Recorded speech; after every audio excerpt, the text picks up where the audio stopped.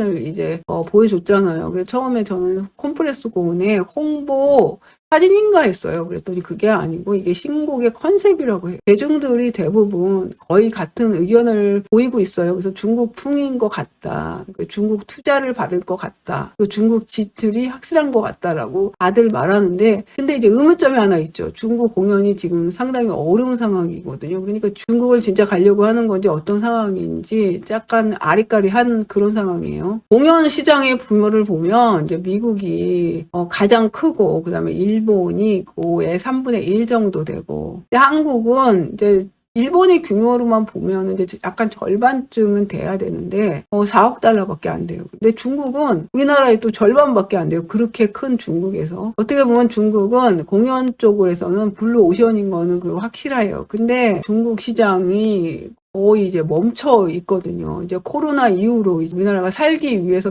미국이나 동남아 시장을 개척을 했어요. 그리고 성공을 했어요. 그러니까 우리가 조금만 노력을 하면 중국과 동남아로는 진출이 어렵지 않단 말이에요. 그런데 중국은 지금 다시 들어가려면 어렵게 개척을 해야 돼요. 중국에 이제 구글이나 페이스북이나 인스타나 유튜브가 이제 되지는 않는단 말이에요. 그러니까 구글도 안 되는 나라에서 뭔가를 해보려고 하면 굉장히 어렵고 반발도 심할 거란 말이에요. 그래서 중국 시장으로 이제 들어가려면 결국 중국 스타일로 바꿔야 되고, 뭐 음악도 약간 다운 업그레이드를 해야 된단 말이에요. K-팝이 맞다이 하기는 지금 어려운 시장이란 말이에요. 중국 시장을 꺼내는 이유는 정치적 이유가 거의 90%입니다. 2017년에 이제 한류 금지령이 내렸어요. 사드 배치로. 어떻게 보면 미국하고 중국의 문제인데 우리나라한테 이제 불똥이 튀겨서 이제 한국 콘텐츠, 공연, 연예인이 출연하는 광고 송출을 완전히 다 금지를 시켰어요. 현재 이제 한국 기업이 거의 퇴출이 됐죠. 그래서 엄청난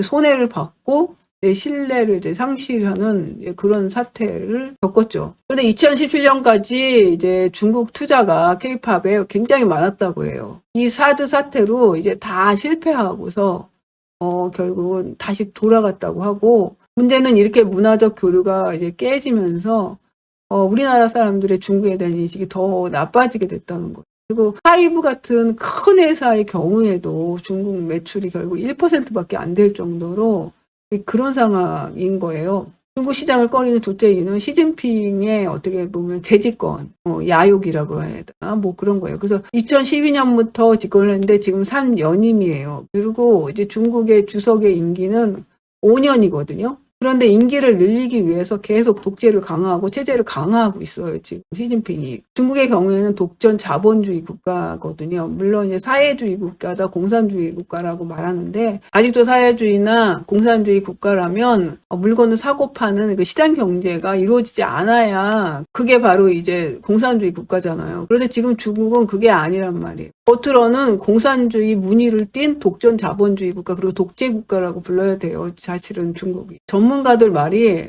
10년은 더 될 수 있다고 해요. 그러면 이제 총 25년을 이제 시진핑이 집권을 하는데, 우리나라 같은 경우 박정희가 그렇게 장기 집권을 했다고 해도 17년밖에 못 했습니다. 17년을 하고도 결국은 체제를 유지하지 못하고 암살을 당했거든요.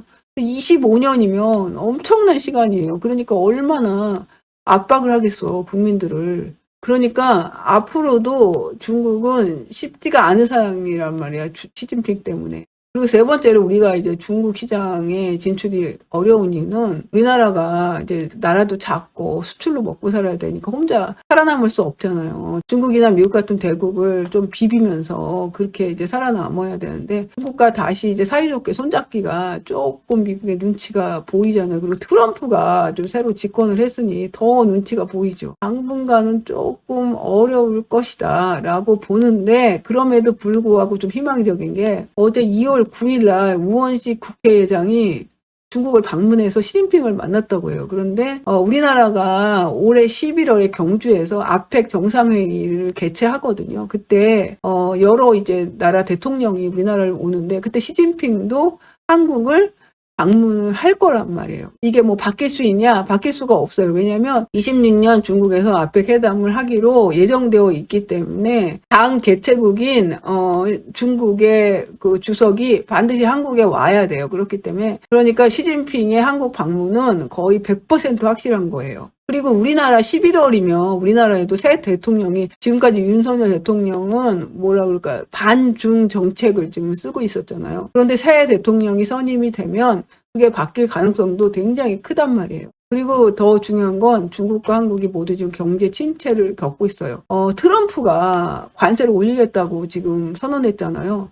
근데 중국과 한국이 모두 해당되는 거기 때문에 서로 어떻게 보면 동병상련이란 말이에요. 그래서 서로 협력할 가능성이 아예 없는 것도 지금 아니란 말이에요. 근데 제가 좀 희망적으로 봤던 건 뭐냐면 딥시크의 오픈소스 개방이에요. 저는 이 사건이 굉장히 중요하다고 보았는데 이거는 여태까지 해오던 중국의 방식이 아니란 말이에요. 오픈소스를 개방하는 건. 어떻게 보면 같이 이제 다 어려운 처지에 있는 나라끼리 조금 같이 협력해보자라는 어떤 그런 뉘앙스의 그런 선언일 수도 있단 말이에요. 지금과는 다른 어떤 노선을 중국이 좀 택하지 않을까라는 그런 희망을 좀 보이게 하는 게 이제 딥시크의 오픈소스 개방이란 말이에요. 제가 보기에는. 저는 딥시크가 이제 중국에서 개발했다는 그 얘기를 딱 듣고 사실 굉장히 충격이 컸어요. 물론 중국이 따라올 것도 알았고 조만간 이제 중국이 미국을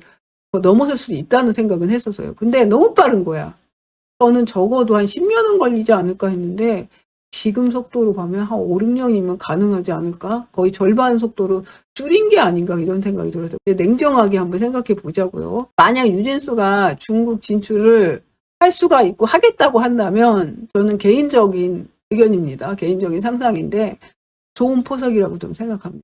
여태까지 제가 미니진에 대해서 많은 동영상을 만들면서 많이 뭐 연구도 했을 거고 생각도 했을 거고 막 그럴 거 아니에요. 몇 개월 동안 했는데 미니진이 어떤 인물이냐. 제가 보기에는 이 완전 돈키호테형이고 행동력이 있는 중간보수 유형이란 말이에요. 미치광이 전략의 대가예요. 미치광이 전략의 대가는 누구예요? 트럼프예요. 트럼프가 잘 쓴 전략이란 말이에요. 근데 미니진도 잘 써. 파이브하고의 소송전이나 뭐 하는 행동을 보면 완전히 미치광이 전략가란 말이에요. 그런데 문제는 트럼프는 어떤 고도의 수학가적인 미치광이 전략가라면 미니진의 미치광이 전략은 하수란 말이야. 거의 질게 뻔한데 미치광이 전략을 계속 쓰는 그런 유형이야. 그러니까 미니진이 어떻게 유진스를 성공시켰는가 하는 것도 사실은 저는 처음에는 되게 의문이었어. 곰곰이 생각해 본 결과 내가 보기에는 한 70%는 화이브의 힘이라고 저는 생각해요. 왜냐하면 화이브에 우리가 생각하는 것보다 머리가 좋고 일 잘하는 사람들이 많은 것 같아. 좋은 인력들이 많단 말이야. 그러니까 미니진이 일하기 좋게 뒷받침해 줄 수 있는 손가락을 대줄 수 있는 그런 인력도 많고 그리고 뭔가를 결정했을 때 도움을 줄 수 있는 그런 사람들도 많았던 것 같아. 내가 보기에는. 그럼에도 불구하고 미니진의 이런 행동력이 없었다면 이 정도로 성공은 못했을 거란 말이야. 그래서 미니진은 어떻게 보면 피지컬 좋은 몸통이란 말이야. 그 엔진, 그 추진력이 좋은 그런 인물이에요. 물론 이제 비주얼 감각도 좋습니다. 그런데 비주얼 감각이 독보적이지는 않다. 내가 보기엔. 왜냐면 저는 에스파의 동영상을 보고 깜짝 놀랐거든요. 너무 획기적이어서. 그렇고 BTS의 디렉터도 굉장히 훌륭합니다. 그러니까 좋은 디렉터는 주변에 많단 말이야. 미니진이 탑급일 수는 있지만 최고라고 또 보기는 되게 어렵단 말이야. 중국과 더 어려운 시장을 개척하려고 해요. 그러면 어떤 인물이 필요할까? 내가 보기엔 사냥개형이 필요하단 말이야. 수단방법을 안 가리고 돌진해서 사냥해 올 수 있는 그런 인물이 필요해요. 그런데 이제 미니진이 그런 인물 중에 하나란 말이야. 그래서 지금 미니진은 테러가 없는 지금 막다른 골목에 지금 서 있단 말이에요. 테러를 다 차단해버리고 문 하나를 딱 열어준단 말이야. 중국이라는 문을 열어주고서 어떻게 보면 중국에 밀어 넣으면 뭐라도 물어갖고 오지 않을까 이런 생각은 좀 든단 말이에요. 미니진이라는 인물의 특성을 볼 때. 유진수의 경우도 지금 미니진하고 좀 사이가 좋잖아요. 그래서 전폭적으로 좀 지지하고 있는 상태인데 유진수는 지금 위기잖아요. 유진수 자기네가 어려운 상황이야. 그게 뭐 가스라이팅을 당해서 어렵다고 느끼는 건지 진짜 어려운 건지는 모르겠지만 본인은 지금 위기라고 생각한단 말이에요. 위기에 처했을 때 가장 신뢰가 가는 인물은 어떤 인물이냐면 행동을 하는 인물이에요. 뭐든지 한단 말이야. 뭐든지 해서 이렇게 열심히 해보고 이것도 해보고 저것도 해본단 말이야. 그러면 당장은 성과가 없더라도 일단 신뢰가 가서 그래도 나를 지켜줄 것 같은 그런 신뢰감이 든단 말이야. 그래서 내가 보기엔 유진수가 민희진을 더 적극적으로 지지하고 있는 것 같다는 그런 생각을 들어요. 그래서 유진수 같은 경우도 당분간 이제 국내에서 활동하기가 좀 어렵잖아요. 소송 문제라든가 계약 문제라든가 여러 문제가 있어요. 하지만 새로운 걸 하겠다는 의지로 지금 충만하단 말이에요. 그러니까 중국이라는 시장에 민희진과 유진수를 딱 풀어놓으면 뭔가 해보지 않을까라는 생각은 든단 말이에요. 하이브도 지금 중국 쪽으로 가고 싶지 않겠어요? 가고 싶을 거란 말이야. 첫 바다가 중요하란 말이야.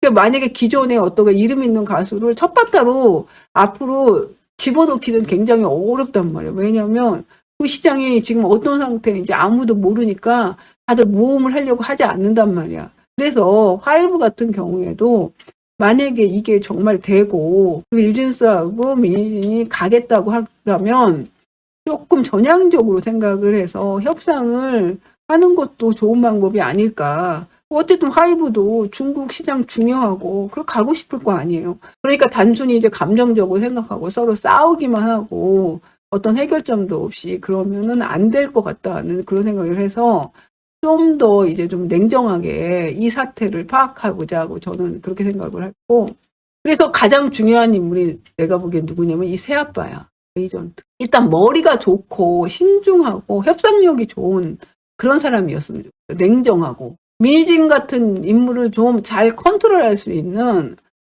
그런 인물이었으면 좋겠다라는 생각을 좀 들고, 그래야 뭔가 이 사태가 해결이 될 것 같은 그런 생각이 들거든요.